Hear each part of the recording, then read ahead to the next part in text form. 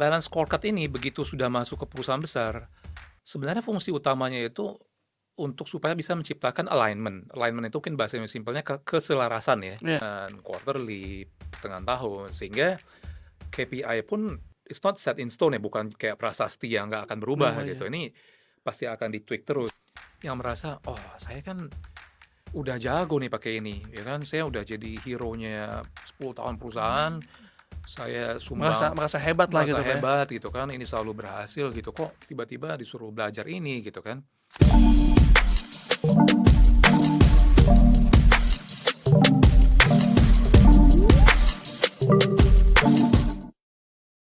Halo Nawacita Friends, selamat datang kembali di podcast Nawacita. Podcast yang akan membahas seputar dunia bisnis, operational excellence, dan tentu saja mengenai fraud bersama saya, Norman. Di episode kali ini saya kedatangan seorang tamu dan punya background yang sebenarnya cukup menarik. Dia lebih banyak berkecimpung untuk bagian internal perusahaan. Nah, bersama saya sudah ada Pak Adi. Halo Pak Adi, apa kabar? Halo, Norman, baik. Ini senang rasanya Bu ada Pak Adi bersama-sama dengan kita di episode kali ini. Nah, Pak Adi, sebelum melangkah lebih jauh gitu ya, saya sebenarnya sih penasaran karena Pak Adi udah lebih dari 20 tahun ya Iya. jadi seorang konsultan. Apa sih yang diurusin sama Pak Adi? Wah, banyak ya. Apa yang diurusi oleh seorang Pak Adi gitu Iya, loh? iya. Sebenarnya kalau kita lihat, kita kembalikan ya ke Mhm, klien, ke perusahaan kan, mereka tuh ujung-ujungnya pengen bisnisnya berkembang. betul, Nah, bisnis berkembang itu indikatornya mungkin ya dari penjualan mhm, atau misalnya biayanya lebih efisien. Jadi, simpelnya saya, sebagai konsultan membantu, perusahaan mau itu manager levelnya atau owner-nya untuk bisa, mencapai tujuan tersebut. mhm. Apakah meningkatkan, apa namanya, pendapatan atau simpelnya bisa optimisasi biaya. Nah, Oke, caranya bagaimana? Nah, ini harus apa pikirkan ya. namanya, dipikirkan ya, dianalisa dulu untuk dapat ya ibaratnya seperti dokter lah simpelnya kalau Mmm, kalau kita bingung, "Nih ngapain sih konsultan ya?" Kan mungkin orang, oh semuanya pengen sehat ya, tapi begitu ada sakit mungkin mereka cuma tahu gejala gitu, "Oh tadi pagi saya tenggorokan kadang agak" batuk, ini.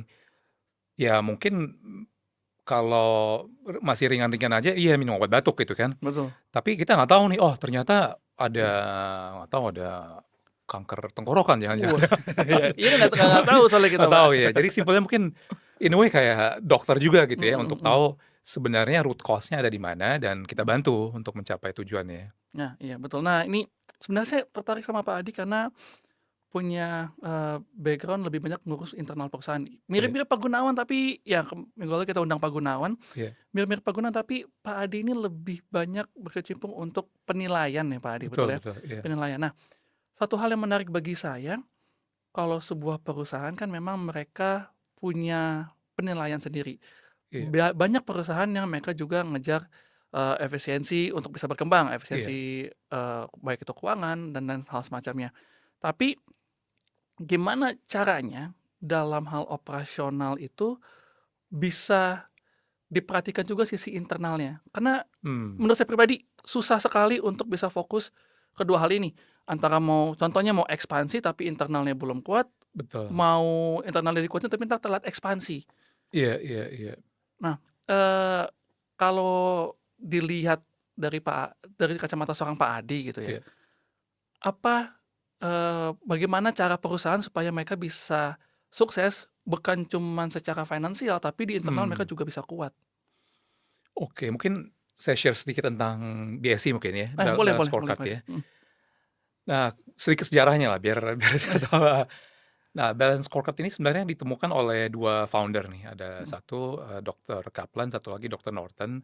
oke. Waktu saya sekitar berapa belas tahun yang lalu sempat pernah kerja langsung bareng dengan founder-nya, dapat kesempatan, eee, saya belajar langsung lah, tapi kalau orang baca bukunya juga tahu bahwa mereka ini sudah menemukan balance scorecard ini dari sekitar tahun 1996. Oh oh lama Nah, banget. itu dasarnya apa? Jadi, waktu itu mereka dua-dua ini, Harvard professor, jadi Oke. mereka teliti dari perusahaan-perusahaan Fortune 500, Mhm. apa sih yang membuat perusahaan itu lebih sukses dibandingkan yang lain. Jadi mereka lihat nih, coba mereka teliti kan, apa nih faktor yang mempengaruhi sehingga perusahaan itu nggak cuma sukses, tapi bisa berkesinambungan tuh Oke. suksesnya.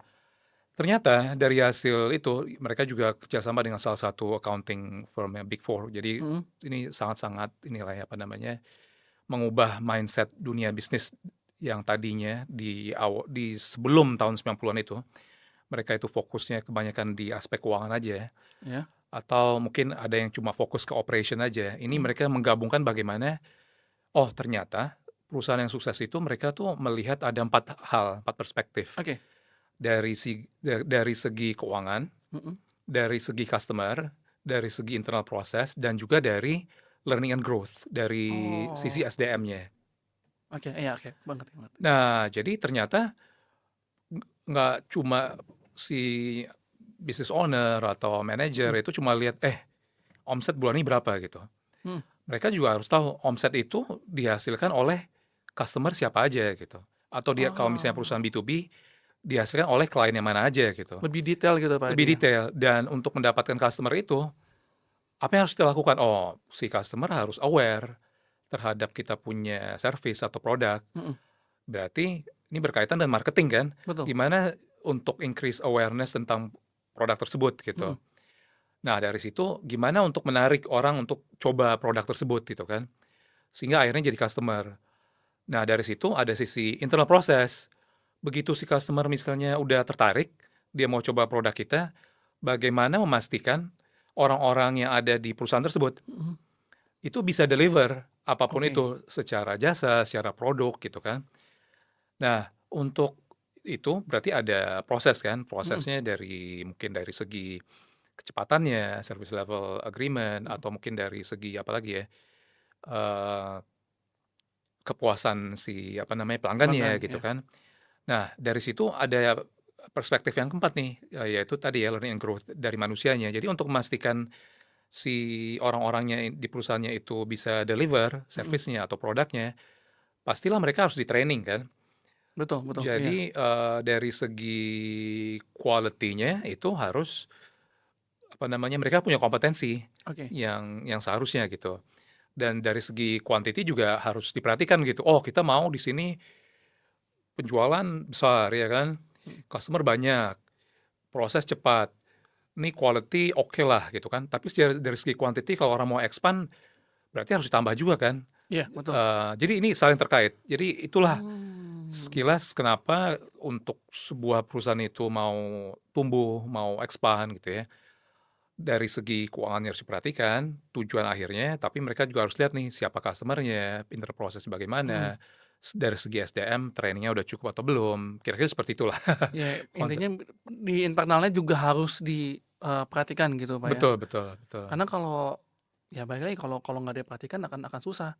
Dan saya perhatiin memang akhirnya banyak pelatihan-pelatihan untuk internal juga gitu ya, Pak Betul Adi ya. betul, iya. Memang diperlukan. Nah, mmm, tapi ada satu hal yang masih mengganjal di kepala saya sih, Pak Adi. Iya, Kalau contoh nih, saya seorang business owner, lalu, saya mempertanyakan, "Terus heeh. BSC ini, eee, bagi saya itu apa untungnya?" Mmm, iya iya iya. Misalnya gini ya, ambil contoh kayak sekarang lagi tren orang jualan kopi Kopi ya, ya, kopi dan kekinian. orang juga siapa sih yang nggak suka kopi gitu ya. Betul, betul. Nah simpelnya nih kalau kita coba aplikasikan nih, tools apa namanya, alat ini, si balance scorecard ini. Misalnya waktu kita setup coffee shop gitu ya, dibilang, untuk supaya ini BEP ya kan, Mhm. penjualan sehari itu harus 3 juta gitu, misalnya ya kan, Misal misalnya ya, 3 juta. Terus untuk capai 3 juta rupiah itu, kan pasti dibedah lagi, di-drill down kan. mhm, Oh ini terjemahannya berarti ada berapa cups nih yang harus dijual gitu kan, betul. dalam sehari. Nah, ini baru dari segi keuangan nih, oh 3 juta diturunin 3 cups, 3 cups, nah harus masuk nih dari segi customer. Mmm, Si customer, let's say misalnya simpelnya berapa, 3 juta kalau 10.000 lah ya, 3 juta betul, oke. bagi 10.000 berapa tuh ya? Nah, Wah kebanyakan ya, 300 sekian, heeh, 300 cups lah ya, 300 300 cups cups. berarti ya. yang harus dia jual dalam sehari. Nah, 300 cups katakanlah rata-rata orang sehari, 1 orang minum berapa gitu kan. Mungkin simpelnya, oh kita nih masih agresif nih awal-awal, Mhm. 2 gitu kan. Berarti butuh 150 customer kan. Iya iya. Nah, bagaimana nih dapat 150 customer? Di mana nih cari 150 customer? Ini kan harus kita udah mulai masuk nih ke perspektif Mmm, customer. Saya jual kopi kekinian, oh berarti ini kan, kopinya buat anak muda gitu kan. oke. Nah ini udah menyentuh marketing nih, Market-nya, ya. 150 kita katakanlah di sekitar Jakarta Selatan gitu kan. Berarti, siapa nih? Oh pekerja, apa anak sekolah, mahasiswa, segala macam kan. Mhm mhm. Kita hitung nih potensinya gitu kan. Oke. Traffic-nya berapa? Oh let's say misalnya orang yang lewat di situ kita ada di mall gitu kan. Mhm. Traffic di mall sekian gitu kan. Berapa nih yang harus bisa kita convert nih jadi Jadi visitornya oke. si coffee shop kita kan. Berapa persen ini? Ini yang oh udah mulai masuk ke customer kan. Nah, dari situ apa yang harus dilakukan nih supaya orang mampir gitu kan. Ada katakanlah pakai Instagram kah atau misalnya pakai flyer kah atau ada word of mouth Mhm. kita hire siapa gitu kan. Nah, ini baru dari level apa namanya, keuangan, Keuangannya. omset tadi berapa, terus turunkan jadi customer harus berapa. Nah, tapi kita harus perhatiin juga nih secara internal proses untuk bisa serving 300 itu Cups ya? cups dalam sehari, dibagi lagi tuh kan, Mhm. "Ini toko buka berapa berapa jam nih?" "Oh, buka dari jam 10 pagi sampai jam 10 malam," gitu kan. Oke, kalau gitu berarti ada berapa shift tuh ya kan, ada berapa shift, terus ada berapa barista ya kan. Oke. Nah, baristanya kalau misalnya dipecah gitu, oh berarti simpelnya lah ya, daripada susah ngitung ya. Mmm, Katakanlah, SLA-nya 1 cup harus bisa dikerjakan dalam waktu 1 menit gitu misalnya. oke, Wah, iya. gimana caranya tuh ya? Kita harus tahu nih prosesnya kan, Betul. nge-grind kopinya Kopinya, gitu iya. kan, habis di-grind terus masukin ke coffee machine-nya, masukin ini udah dapet, espressonya keluar gitu Mhm kan. Terus kalau misalnya butuh sirup gitu mhm. segala macam kan, ini harus dilihat nih prosesnya gitu kan, Step-stepnya, oke. step-step, oh bisa nggak 1 menit gitu kan.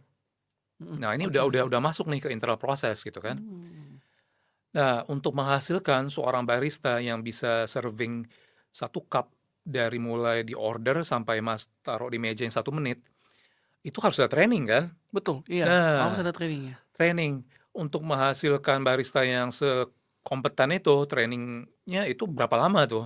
Mhm, Seminggu, 2 minggu, atau setelah seminggu, 2 minggu apakah langsung bisa diterjunkan di situ tanpa ada pengawasan dari barista yang lebih senior gitu iya kan. iya iya, betul, Pak. Jadi kurang kurang lebih itu. Jadi ini sangat-sangat apa ya, applicable nih di dunia bisnis kan. Bisnis, iya iya, betul. Dari setup target, mau berapa jualnya, dari customer-nya siapa yang mau kita targetin gitu kan. Terus prosesnya berapa lama, Mhm, sampai training apa nih yang harus dilakukan nih, sehingga bisa tercapai nih semua tujuan tersebut gitu. targetnya, iya. Wah, ini menarik sih, Pak, karena Iya orang cenderung mengabaikan ini gitu kan, iya karena ya baik lagi, pengalaman melihat beberapa coffee shop kekinian iya iya. yang mereka cuman maunya promosi jor-joran pada akhirnya rugi gitu, rugi Betul rugi betul, besar iya. banget. Mereka harus seharusnya mempertimbangkan hal ini gitu ya, Iya iya waktu untuk, serve-nya, promosinya, dan segala macamnya, kuota finansial juga gitu kan. iya. Nah, pernah nggak Pak Adi dalam mengerjakan project yang berkaitan dengan si, BSC ini, Heeh. menemukan hal yang menarik? Atau mungkin ya hal yang menurut Pak Adi, ini kasusnya beda nih, beda dari seperti biasa yang Pak Adi yang tangani gitu? Oke mungkin nih scale-nya lebih besar ya, Mhm eee, ada perusahaan lah ya, eee, masih di sini, masih di waktu itu di Southeast Asia juga, di Asia Tenggara mhm, juga ada, bukan di Indonesia. oke. Ada perusahaan jasa yang besar, saya nggak bisa sebut namanya, entar harus tanya Tapi dulu izin ya, dulu. izin dulu ya. Tapi simpelnya gini, semua orang tahu kalau perusahaan besar itu kan pasti ada divisi-divisi ya, Betul, function-function kan. pasti. Ada penjualan, ada operation, ada Mhm, IT, ada HR, banyaklah macam-macam ya. Nah, balance scorecard ini begitu sudah masuk ke perusahaan besar, sebenarnya fungsi utamanya itu untuk supaya bisa menciptakan alignment. Alignment itu kan bahasa simpelnya keselarasan ya. iya, Jadi kalau kita udah targetin omset sekian, berarti divisi penjualan harus jual berapa, si operation-nya harus menyediakan berapa Berapa produk ya? gitu kan, IT-nya harus siap gitu kan, dengan segala macam infrastrukturnya Mhm. gitu. Nah, di sini nih butuh pengalaman nih, bagaimana men-setup, nah baru masuk ke KPI gitu ya. Mmm, KPI yang selaras gitu, apa yang kita patokin di sini di keuangan ini bisa mengalir ya, cascade ke bawah mhm. sampai ke orang IT di sini. Jadi apa yang mereka lakukan di IT ini bisa menunjang apa yang terjadi di Di sales, apa atas, yang terjadi iya. di operation. Bukan apa yang mereka lakukan di sini, mereka merasa, "Oh, saya kan udah perform, dapat bonus dong," gitu. Oh, oke oke Nah, yang oke. terjadi adalah ya kadang orang ya maaf ya, mereka baca bukunya balance scorecard udah merasa mengerti gitu kan. Mhm. Ya udah saya tinggal bikin workshop, semua di-training, ngerti, kasih KPI, ya kamu jualan 1 triliun ya, proses harus bisa ya, Mmm, IT siapin server ya gitu kan. Nah, alignment ini, keselarasan ini from time to time nih harus dilihat terus nih, masih oke. relevankah KPI Mhm. yang di-setup ini gitu kan. Nah, ambil contoh nih di kasus ini, IT mereka simpelnya udah kayak pakai kacamata kuda lah gitu kan. Mhm. Intinya saya dapat bonus, saya perform kalau saya uptime-nya itu 99,99% gitu, Oke. nggak pernah down gitu kan. Terus apalagi, yang paling utama itu, segala macam project IT harus tepat waktu gitu. Mhm. Nah, yang terjadi adalah di tahun tersebut sebenarnya secara bisnis performance lagi nggak bagus, lagi rugi Oke lah oke simpelnya gitu ya oke. perusahaannya. Tapi, apa namanya, dari perusahaan IT, kalau kita lihat dari KPI, ini malah udah overachieve dari yang Iya, seharusnya. Project udah jalan, sistem up terus gitu kan, tapi di satu sisi penjualan customer melempem. melempem, nggak ada gitu. Mhm. Ini mereka merasa, "Oh, saya perform," gitu kan, akhirnya dapat dapat bonus gitu, Oke tetap dapat bonus oke. ya kan. Iya iya iya. Nah, di sinilah ada, apa namanya, alignment yang nggak Nggak selaras gitu selaras kan. ya. Seharusnya from time to time nih ada monthly meeting, ini seharusnya diubah nih KPI-nya. Iya. Gimana, apakah si IT ini harus bikin sistem baru yang men-support penjualan nih, bukan cuma untuk supporting existing customer gitu kan. Oke oke. Tapi mereka merasa, target nggak pernah diubah kok, saya perform gitu kan.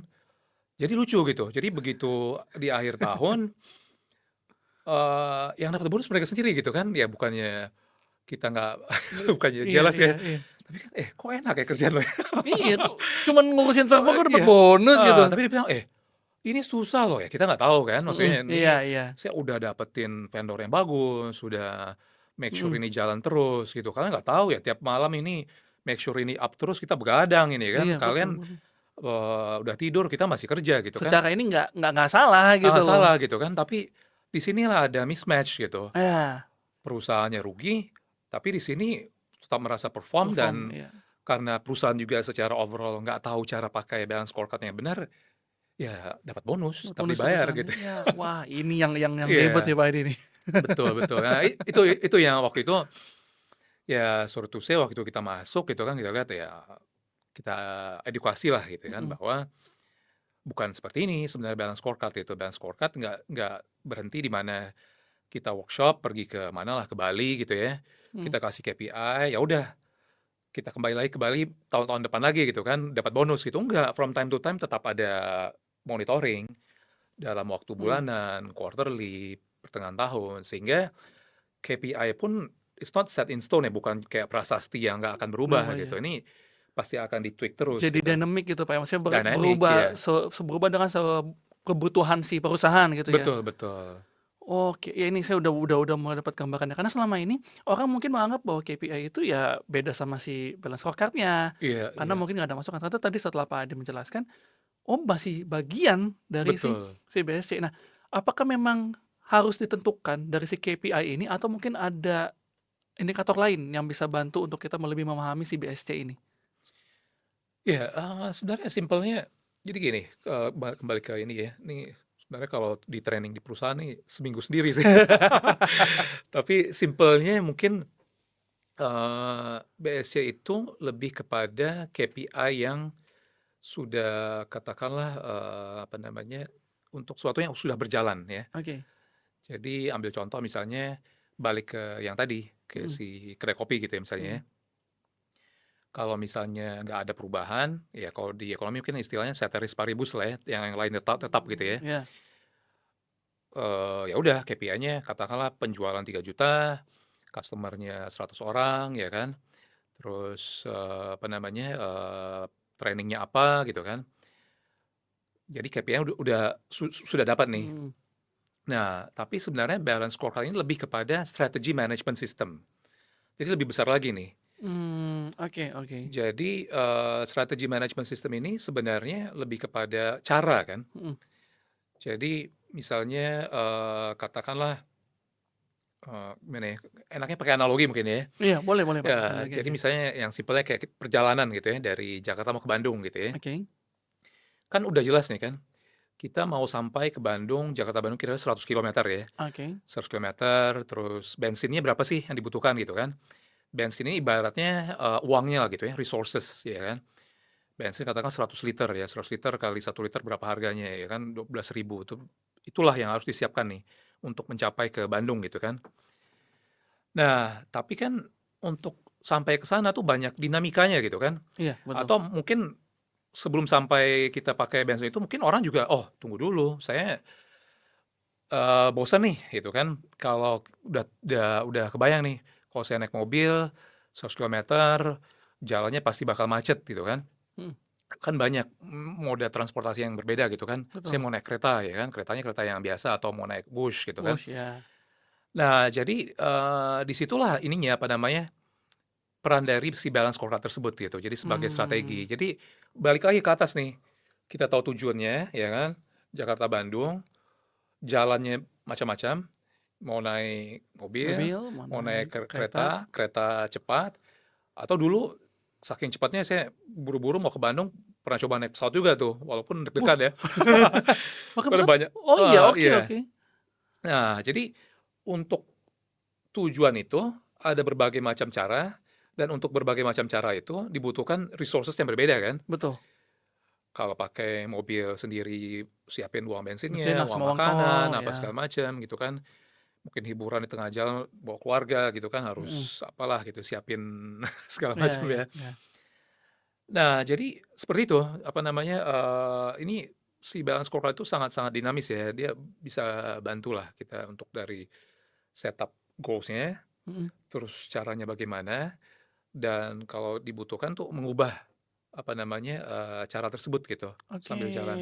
oke. Jadi Iya, sambil sambil berjalan, sambil lihat kondisi dan memang kalau butuh dirubah harus berubah gitu ya? betul Oke. betul, iya. Nih, kalau misalnya ini saya penasaran penasaran saya sendiri ya, bukankah lebih susah kalau misalnya sambil berjalan tiba-tiba harus Iya, merubah lagi strateginya? Bukankah butuh resource lagi di situ? betul betul. Nah, tapi kita lihat nih, apa sih yang menyebabkan orang harus berubah gitu kan. Mmm, Biasanya sih memang ada, apa ya, force yang besar dari luar nih, betul. iya kan. Dan kebanyakan ya memang sesuatu yang eksternal lah. Ambil Iya contoh iya. misalnya kayak dulu sempat ada pandemi gitu ya. Ya ya, pandemi itu paling paling Siapa jelas. tahu, siapa yang sangka waktu itu bakal ada pandemi Pandemi, gitu kan. iya. Jadi mau nggak mau orang harus berubah kan. Betul. Yang let's say misalnya dia menyediakan jasa, apa ya, pelatihan gitu kan. Mhm. Taunya si trainer, apa namanya, cara kasih training, ya saya datang ke kelas, saya salamin orang, saya nggak tahu lah Iya. bikin games, joget-joget, orang menarik gitu kan. Nah, begitu pandemi, wah Bingung. harus pakai Zoom nih ya, Mhm. orang bosen nih, ditanya, gimana ada pertanyaan?" Diem aja di situ kan. Iya. Tutup tutup kamera bahkan. Kamera gitu kan, tutup kamera, gimana nih untuk make sure si orang tetap engage kan, karena Mhm kalau orang nggak engage, akhirnya mereka nggak jadi klien lagi, mhm. akhirnya bisnis hilang gitu kan. Betul Jadi memang idealnya sih kayak kalau misalnya kita harus berubah, ngapain berubah gitu ya. betul. Heeh, dan memang kalau kita belajar strategi itu ada industri di mana perubahannya tuh super cepat, ada Mhm. industri di mana perubahannya tuh mungkin 10 tahun, 20 tahun lagi sih gitu-gitu aja. Jadi, ambil contoh misalnya yang even mungkin sekarang banyak perubahan ya, kayak namanya perkebunan, Mhm. pertambangan, itu kan mungkin 10 tahun, 20 tahun kurang lebih mirip-mirip ya. Tapi yang paling sangat-sangat dinamis kan itu teknologi ya, Iya iya, teknologi teknologi paling paling kelihatan, Pak. paling paling kelihatan. Siapa yang, berpikir 2 tahun yang lalu tuh AI ini akan bisa men-disrupt Iya, semuanya gitu bener kan, semua. semua. Nah, kalau kita nggak mau ketinggalan, mau nggak mau ya harus mulai belajar gitu ya, gimana menjadikan AI itu bagian dari perusahaan gitu Perusahaan, kan. iya, betul betul betul. Seperti itu sih, jadi Mhm. memang orang nggak ada sih yang suka perubahan ya. Tapi kalau Iya, bener sih, Pak. kalau misalnya terpaksa, ya kita harus ikut dengan dinamika, apa namanya, perubahan di pasar gitu Pasar, ya. Iya iya sih, betul. betul. Saya jadi kepikiran tadi sama Pak Ade menjelaskan, saya berpikir, oh memang mau nggak mau harus ya itu ada kekuatan, ada force yang nggak bisa disangkal itu yang buat perubahan gitu dan mungkin ini juga yang salah satu penyebab Sritex, eee, hampir tutup gitu, Pak, ya. Iya Karena iya iya iya. terpaksa kan mereka akhirnya terpaksa. Nah, mmm, baik lagi, Pak, kalau dari sudut pandang saya sebagai orang awam, Iya, saya mau nih nerapin si, balance balance scorecard betul, iya. ini, tapi usaha saya tidak sebesar perusahaan-perusahaan besar lainnya gitu Iya loh. iya. Kalau saya mau terapkan di usaha yang kecil-kecilan yang saya mau bangun, apakah bisa? Oh bisa banget, bisa Mmm, bisa. Jadi, balik lagi sebenarnya kalau di perusahaan besar ya, kan mhm butuh resources, semua orang harus ketemu, senior manajemennya mhm. dikurung di Bali gitu, 3 hari pikirin strategi gitu ya. Tapi kalau yang kecil mungkin kita bisa sambil duduk ngopi di mana gitu ya, Mhm ambil kertas ya coret-coret aja dari mulai yang pasti, ini kan simpelnya itu strategi management system balance scorecard mhm ini sebenarnya. Jadi dari kita coba gali ke si business owner-nya, mhm. sebenarnya visinya maunya kemana sih gitu kan. Oke. Ya, visinya mau kemana gitu, dalam 3 sampai 5 tahun ke depan mau kemana gitu. Mau kemana itu maksudnya kalau tadi kalau kayak perjalanan kan, oh gampang ya Bandung gitu kan. Mhm Kalau industri, kalau bisnis, itu ya simpelnya mungkin kemananya itu industrinya tuh. Saya mau, di industri apa misalnya, saya mau di industri jasa gitu kan. boleh, ya anggaplah jasa, Pak, gitu ya? Industri jasa, oke, dan untuk bisa ke sana, kita sebelumnya harus research dulu nih, jasa apa gitu kan, oh jasa edukasi gitu kan, jasa edukasi secara market size-nya ini ada berapa gitu kan. Mhm mhm. Nah, oh mungkin simpel, oh ternyata market size edukasi ini 1 triliun gitu kan. Kita aspirasinya dalam 3 tahun, 5 tahun ke depan, dari 1 triliun itu mau ambil berapa nih? Mau mau berusaha Mhm. dapetin berapa kan? Ah kecil aja kok, 1T aja sih, satu M aja 1M saya udah, cukup, ya. ya kan. Pemain di pasar itu edukasi ada ini nggak, apa Mhm namanya, istilahnya majority yang menguasai nih, secara umum gitu kan mhm. marketnya. Oh belum ada, ini market ini fragmented nih, terfragmentasi gitu kan. Oh berarti 1% aja saya berarti bersaingnya dengan yang kecil-kecil juga gitu. Oke. Jadi dari situ kita tetapkan nih, visi ke depan saya mau jadi nomor 20 aja deh gitu kan, Iya, nggak usah dengan muluk-muluk gitu ya, nggak 20 muluk-muluk aja. kayak 20 dengan omset 1% gitu dari Mhm. market. Nah dari situ, diturunkan tuh ke ininya, ke yang tadi, ke si balance scorecard itu kan. Mmm, Untuk mencapai si let's say si 10M dalam 3 tahun, kita harus bikin roadmap nih. Tahun pertama, katakan 5 tahun ya. oke. Tahun pertama berapa, eee, omsetnya, terus growth-nya berapa, Mhm berarti tahun kedua berapa, tahun ketiga, keempat, seterusnya sampai tahun kelima gitu kan. Nah dari sini udah jelas nih roadmap secara keuangannya nih, yang biasanya yang kalau cukup sehat mungkin untuk bisnis jasa katakanlah 10 sampai 15% gitu kan. Jadi ditarik mundur aja nih, mhm. berarti tahun pertama harus berapa nih, omsetnya ya kan. Terus diturunkan, oh untuk itu ya kayak tadi, kayak bisnis kopi kan, Mhm, customer-nya berapa dalam setahun, oh customer setahun sekian, customer dalam sebulan berapa, sehari berapa, even sampai ke per jam berapa gitu kan, iya. prosesnya apa. Ini gampang kok, tinggal modal kertas Kertas sama bisa ya? kalkulator aja ya, kita harus bawa kalkulator ya. Ya, ya udah jadi gitu. Jadi kayak simple tabel gitu ya. Mhm Oh berarti, 5 tahun ke depan, per tahunnya berapa omsetnya, setiap tahunnya berapa omsetnya, ya kan. Terus customer-nya berapa, prosesnya bagaimana, dan sumber daya manusianya bagaimana gitu. Oke oke Iya. oke. Nah, Ini ini mungkin sejam 2 jam selesai, tapi memang harus kita balik lagi nih ke tim gitu kan. Oh, oke, untuk mencapai itu gimana ya supaya mhm ada tenaga kerja yang qualified gitu ya. mhm. Oh, berarti harus di-training nih. Kalau training harus sama siapa ya? Oh, kita harus training sama lembaga yang qualified juga gitu kan. Iya iya.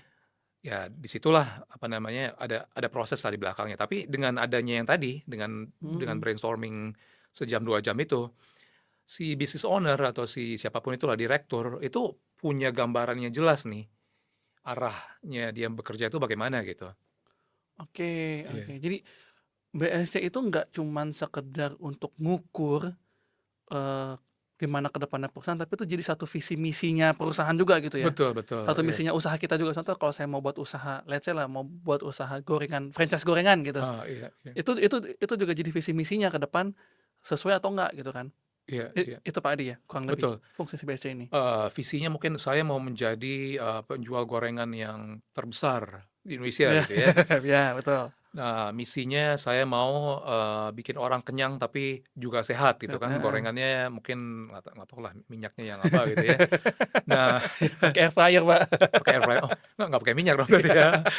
Nah, ini harus diturunkan nih Heeh, goals-nya berarti kan, ya mhm visi misi biasanya orang kan kayak berhayal gitu kan, mhm. memang enak pergi ke tempatnya inilah ya, liburan ke mana gitu kan. Nah, fungsi balance scorecard itu bikin ini lebih down to earth nih visi misinya. Oke, Oke, mau jadi market leader, mau menyehatkan bangsa, mhm, kita harus turunin nih, nggak cuma jadi mimpi aja gitu ya, visi yang di iya awang-awang iya, aja. betul betul Penjualannya berapa sih, customer-nya berapa, betul, prosesnya berapa cepat, mhm orang-orangnya harus ada berapa, trainingnya bagaimana. Balik lagi, mhm. memang bisa dibilang ini bagian yang boring kali ya, membosankan gitu, nggak, kalau berhayal kan kayak, wah, Enak. enak ya, mau dong jadi the next apalah gitu ya. Mhm, iya, betul betul Pak, betul, Ya, tapi ya balance scorecard ini yang bikin ini jadi kenyataan gitu ya, mhm, bahwa semua mimpi-mimpi itu harus kita realisasikan lebih membumi ini, jalannya ini gitu, harus dikerjakan. iya. Dan ini sih Pak, saya, makin penasaran lagi sih sebenarnya soal soal BSC karena menarik untuk saya. Iya Semua tuh diperhitungkan dengan matang, semua iya dikerjakan dengan dinamis. Kalau misalnya ada satu kegagalan ketika menjalankan BSC ini, iya iya. dalam implementasinya, itu umumnya masalahnya apa Pak? Selain karena dia tidak mengerti atau ada masalah lain mungkin? Betul. Mungkin balik ke yang tadi lagi ya, Mhm contoh yang menarik tadi itu ya, kok saya udah perform, saya dapat bonus tapi ternyata salah gitu ya. mhm. Jadi yang saya belajar itu, KPI, kalau biasanya orang taunya KPI ya, Supaya jadi ya ya ya, kita pakai bahasa KPI lah gitu ya. Jadi untuk si keuangannya ada KPI-nya apa, untuk si customer KPI-nya iya apa. Pak, Nah, betul. KPI yang baik itu adalah KPI yang drive, yang apa ya, mendorong performance dan behavior. Oke, Nah, performance itu simpelnya kinerja kan, mhm kalau behavior ini perilaku. Nah, ada KPI itu mungkin karena orang udah pakai kacamata kuda aja, pokoknya kinerja aja nih yang penting gitu kan. oke. Ternyata nggak menyentuh perilakunya gitu. Oke, Nah, misalnya nih, balik lagi ke penjualan gitu kan. mhm Kalau yang dihitung itu omsetnya itu ujung-ujungnya, namanya penjual tuh pasti lebih lebih pintar ya, yang di lapangan dibanding mhm manajernya gitu ya. mhm, iya, karena memang terjun langsung. Heeh, dia udah tahu nih segala tips and tricks di lapangan ya. Mhm Dan dia juga di bonusnya itu pokoknya intinya di akhir bulan nih, apa namanya, penjualannya dia gitu kan. Nah, ini menarik nih, saya juga pernah dulu di perusahaan jasa lah gitu bisa mhm, dibilangnya. Jadi, apa namanya, si orang itu intinya gimana si penjual nih ya, mmm, gimana supaya penjualannya bagus, dan yang paling penting kan penjualannya dihitungnya di akhir bulan nih, iya, begitu si betul HR mulai ngitung payroll gitu ya. betul. Nah ini, saya nggak mau sebut namanya juga nih, pokoknya ini bisnis jasa di mana ada membership lah gitu ya. Oke oke. Nah, jadi yang dilakukan oleh si penjual ini, Dia itu nge-push gimana orang di tanggal-tanggal akhir bulan ya, di mana dia dilihat nih performance oleh si bagian Mhm. payroll ya, itu udah jadi member. Mmm. Nah, perkara ya berarti untuk jadi, apa namanya, member kan harus swipe ya. Perkara nanti di bulan berikutnya itu keluar dia nggak jadi member lagi, itu, diatur nih sama si penjualnya gitu kan, "Pak Norman, tolong dong saya nih belum achieve nih," ya kayak gitulah cara cara Mhm. cara Iya iya jualnya iya. sampai menghibah-hibah ke customer ya. "Tolong dong ya kan, coba aja pokoknya di-swipe aja deh kartu kreditnya," gitu kan, "nanti, kalau misalnya nggak happy nggak apa-apa kok, di awal bulan depan," gitu kan, "cancel-cancel dah," gitu kan, Yang penting swipe dulu gitu. "swipe dulu," gitu kan. Nah, berarti kan di sini ada gap itu kan, Betul betul. yang dihitung adalah performance si sales people-nya ini, Mhm. di mana mereka masukin sales gitu kan di atas tanggal 20 gitu kan. Oke. Tapi si perusahaan nggak melihat nih, apa namanya, behavior ya, apa namanya, perilaku seperti apa nih Mhm. yang akhirnya tercipta nih ya, ini monster yang tercipta orang-orang yang ngakalin KPI jadinya Mhm. kan. Iya iya iya. Nah, Betul betul. jadi akhirnya, oh berarti nih behavior yang apa namanya, tercipta adalah orang-orang cuma ngejar sales akhir bulan gitu kan. Iya, betul. Nah akhirnya, ya sepandai-pandainya si orang HR akhirnya orang-orang sales ya, orang HR-nya belajar gitu kan. Oke, berarti kalau kayak gitu mending performance-nya mingguan gitu kan. Mhm. Jadi ada target sales mingguan. Jadi minggu pertama, ya udah, jadi mereka, tadinya ngejar akhir bulan sekarang ngejar hari Jumat nih. Jumat ya Ah, ya nggak ya hari apa-apa, mingguan. maksudnya lebih sehat nih dari segi apa namanya, performance perusahaan gitu Mhm. kan. Dan udah ketangkep tuh behavior bahwa mereka bilang, boleh cancel gitu kan. Oh nggak mau gimana mau cancel kan kita udah lihat, nggak mungkin orang di awal bulan mereka nggak happy, cancel-nya di awal bulan depan lagi kan. Kalau Iya mereka nggak iya. happy di awal bulan katakan bulan April gitu kan, nggak happy minggu Minggu kedua ini juga cancel udah, langsung. cancel kan. Jadi ya gitu pokoknya intinya, balik lagi ya, Mhm. supaya nggak bingung ya, intinya KPI yang baik itu adalah KPI di mana, apa namanya, kita berhasil drive performance, ya kan, uangnya masuk, tapi behavior perilaku si orang di lapangan juga sesuai gitu. Kalau memang KPI-nya dynamic tadi seperti yang Pak Edi bilang yang bisa diperpendek dan mungkin diperpanjang, kapan perusahaan itu atau kapan nasib perusahaan ini dia harus evaluasi atau dia Mmm, memperbarui si indikatornya? oke, biasanya itu memang ada namanya kalender ya. Mhm. Jadi biasanya mengikuti kalender, apa namanya, budgeting, kalender budgeting. Jadi tiap September kan biasanya itu udah mulai budgeting buat tahun berikutnya kan. Iya betul. Tiap Oktober itu udah finalisasi nih. Nah, sebenarnya di akhir tahun katakanlah untuk tahun 2025 ya, di Desember 2024 itu seharusnya secara sistem balance scorecard KPI itu udah selesai, Selesai ya. kan. Dan dengan segala macam pertimbangannya, apa namanya, Februari itu seharusnya udah fix lah gitu ya. Mhm mhm. Tapi mungkin masih ada katakanlah, kalau misalnya perusahaan baru pertama kali implementasi, Mhm. mungkin masih harus sistem pilot dulu gitu ya. Iya. Jadi biasanya Januari, Februari ini masih kayak masa trial Peralihan run lah ya. ya. Jadi walaupun secara KPI biasanya KPI finance nih yang udah nggak bisa Mhm tawar-tawar nih. mhm. Pokoknya penjualan harus gini nih. Tapi dari segi customer, internal process, SDM ini mungkin masih masih bisa Masih bergerak bisa lah. ya iya. Heeh.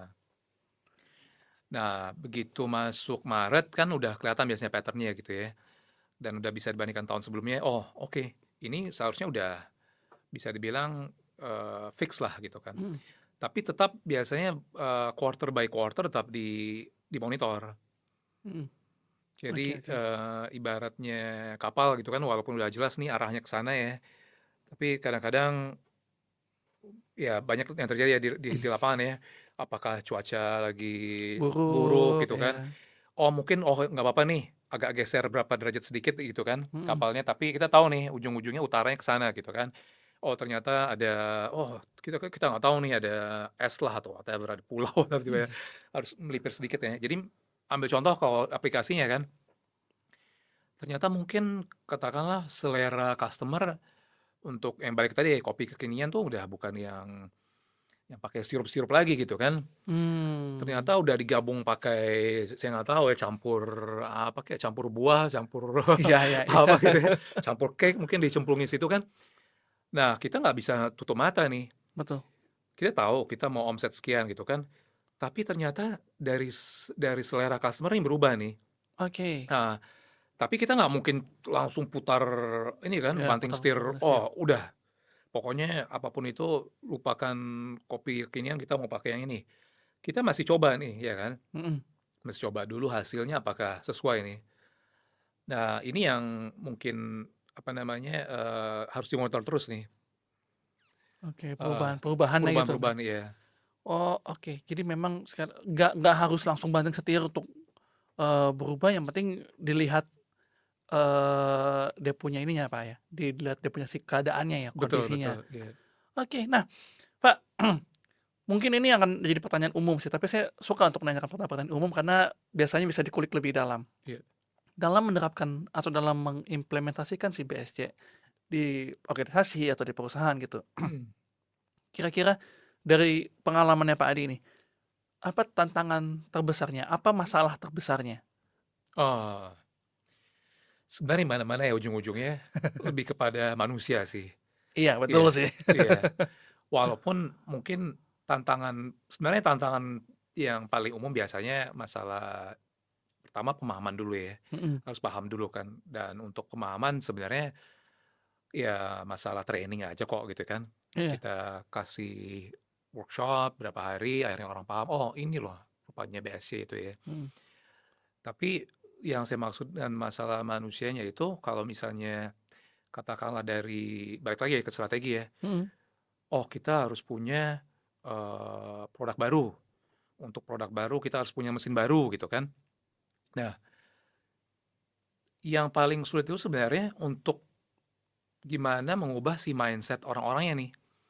Yang merasa, oh saya kan udah jago nih pakai ini, ya kan. Saya udah jadi hero-nya 10 tahun perusahaan, saya merasa sumbang, merasa hebat lah merasa gitu, Pak, ya? hebat gitu kan, ini selalu berhasil gitu, kok tiba-tiba disuruh belajar ini gitu kan. Di sini nih yang sulit gitu, Oke. untuk mereka ubah mindset bahwa, oh Pak, Bu, ya zaman berubah terus gitu kan, Iya, betul. mau nggak mau kita harus ikut berubah dan kita harus belajar cara-cara baru. Oh ternyata harus pakai mesin baru gitu kalau Mhm, yang berhubungannya dengan mesin gitu kan, yang manufacturing misalnya, atau kalau perusahaan jasa, oh ternyata kalau kita mau lebih efisien harus belajar AI nih. Jadi mhm. misalnya kita bikin whatever lah ya, dunia marketing misalnya ya, daripada cari ide brainstorming bingung-bingung gitu kan, ngopi-ngopi sendiri bengong gitu, pakai AI aja cepet gitu kan, Iya, tolong, bantu saya cari 2 nama brand kekinian, wah langsung keluar gitu kan. betul. Jadi tapi orang nggak, "Aduh ngapain ya?" Itu nggak otentik nanti. Bukan AI itu menggantikan si orang itu gitu kan, tapi Iya, bagaimana cara ini bisa bikin dia lebih efisien, itu. Jadi balik lagi, oke. tantangannya itu ujung-ujungnya lebih kepada manusianya sih. Jadi dari mana aja sih, dari mulai si owner-nya atau si Mhm, direkturnya untuk bisa membuka pikirannya gitu kan, mhm, bahwa, iya. "Pak, ini si balance scorecard ini mungkin kalau dilihat dari awal, mungkin kayak ada kuliah apa namanya, S2 sendiri gitu kan, ya kalau pernah lihat ini, tabelnya balance scorecard itu ada kayak tabel, terus ada bubble-bubble gitu ya, terus Mhm. ada tanda panah gitu kan. Nah, pusing mungkin orang udah pusing Orang sendiri udah gitu ya, Pak. pusing ya, apa ini bubble-bubble ya, saya 20 tahun tahu nggak, saya menyumbang omset berapa untuk perusahaan ini kan, puluhan, Mmm, ratusan mungkin triliunan gitu kan, mhm, nggak ada yang bubble-bubble gitu. Jadi tantangan terbesar itu gitu, untuk bisa breakthrough, kita tahu gitu kan bahwa Bapak Ibu sudah berkontribusi besar di perusahaannya, tapi ini perusahaan harus pakai tools yang bisa membantu menyelaraskan semua orang di perusahaan itu, mmm, supaya strateginya bisa di-execute dan bisa efisien, dan tools yang proven mhm. dipakai di seluruh dunia ya, mau di manapun juga, mau di negara maju, negara berkembang gitu ya. Ini gitu. Dan untuk bisa pakai tools ini, kita apa ya, be humble enough gitu ya untuk Iya, bilang, "Oh, saya baru," gitu kan, walaupun saya apapun itu ya, mau PhD, profesor segala macam, belajar dulu gitu, belajar lagi dari awal gitu. betul betul betul betul, ngerti ngerti ngerti sih, Pak. Itu sih, dan kalaupun udah belajar di situ, pas begitu ketemu ada tantangan di sininya, katanya bisa apa namanya, memperbaiki segala macam. Ya, ini harus dipikirkan lagi gitu kan. Jadi, Mhm, ini sih balik lagi ke mindset orang untuk bisa membuka pikirannya, terus kalau misalnya ada masalah juga open minded, ngelihatnya ini bukan masalah di orang, tapi masalah di mungkin prosesnya, masalah di ini gitu ya. Sehingga, mhm, apa namanya, kita, bisa bisa mencapai tujuannya lah ini. betul betul Heeh, betul. Jadi memang masalah masalah terbesarnya adalah iya, cara berpikir orang-orang ini gitu, Pak, cara ya. pikir orang-orang, iya Kalau betul. mereka mau menerima metode ini, alhamdulillah gitu, tapi kalau kalau enggak, nah ini yang susah nih. Iya Karena toh betul, juga demi kemajuan perusahaan atau demi kemajuan bisnisnya gitu kan, Pak, ya. betul betul betul. Nah, terakhir, Pak, sebelum kita tutup, saya sebenarnya makin tertarik nih sama si BSC ini, karena menurut saya jarang orang tahu dan jarang Iya orang biasanya kan orang menganggap bahwa ini untuk perusahaan besar, Pak, tadi kita udah bilang, bisa dipakai di usaha-usaha kecil juga iya sekalian. iya, Nah, kalau seandainya nih, Pak, dihadapkan pada, situasi ketika, eee, si BSC ini diterapkan, iya lalu mulai running, iya, terus, somehow ya karena kita bergerak di dunia yang begitu cepat sekarang nih apalagi betul. digital, udah bergerak di cepat, apakah BSC ini maksudnya ya, metode BSC ini bisa selamanya mengikuti atau bisa bisa bisa selamanya relevan dengan pergerakan dunia gitu, Pak, dengan cepat ya dengan perkembangan cepat dunia gitu? Sejauh ini saya merasa masih bisa ya, eee, Mhm, karena kan ini lebih kepada cara gitu ya. betul, Jadi cara kita untuk melihat bagaimana perusahaan itu mencapai tujuannya. Mengenai bagaimana, eksekusi di lapangan ya, misalnya ambil contoh caranya, perusahaan AI misalnya simpel ya, oke, dia harus bisa akuisisi user sebanyak-banyaknya gitu kan. Tetap aja ini harus di-drill down kan, apa namanya, tujuannya itu mau penjualnya berapa nih, mhm ya kan. Si user yang mau dicapai berapa orang gitu mhm kan, dan effortnya dari segi proses, apa saja gitu kan, mhm, dan dari segi manusianya apa aja gitu. Karena mungkin, saya pikir sampai kapan pun juga namanya bisnis ya, apapun itu nggak terlepas dari situ gitu. iya iya sih betul sih, Pak, Jadi dari berapa yang dicapai, dari segi keuangannya, dari segi berapa customer-nya, karena itu yang menghidupi perusahaan ya customer kan, mhm, dan dari proses, dan akhirnya dari si sumber daya manusia juga gitu. Mungkin kalau kalau misalnya saya di-challenge, ada nggak mungkin ya yang nggak perlu si balance scorecard si 4-4 ini sama sekali ya?